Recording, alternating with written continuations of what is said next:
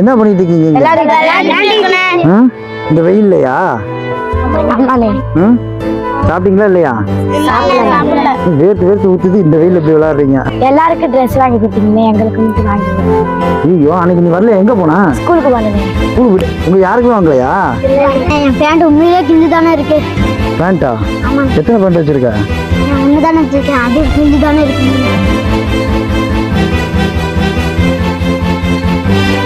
முதல்ல இருங்க, எல்லாருமே இருங்க, நம்ம அம்மாட்ட சொல்லி. ஆமா, ஒரு 10 பேர் குடிக்கிற மாதிரி மோர் மட்டும் ரெடி பண்ணி வைங்க. அந்த பிள்ளைங்களுக்கு.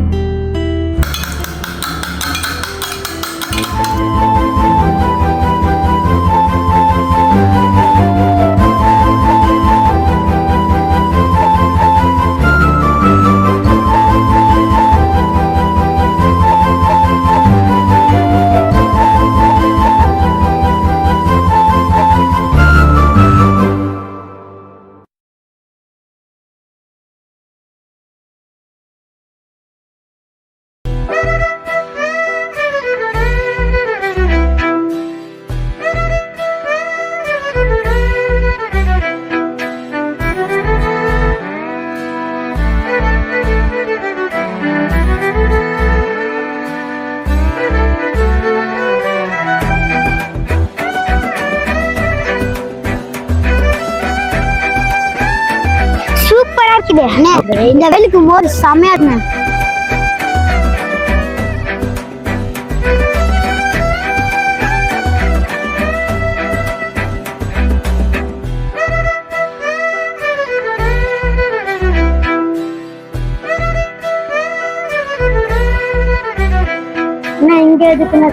இங்க எதுக்குன்னா, உங்களுக்கு எல்லாருக்கும் என்ன செடி பிடிக்குதோ, என்ன ஃப்ரூட் செடி என்ன பிடிக்குதோ, இல்ல என்ன செடி பிடிக்குதோ ஆளுக்கு ஒன்று எடுத்துவாங்க.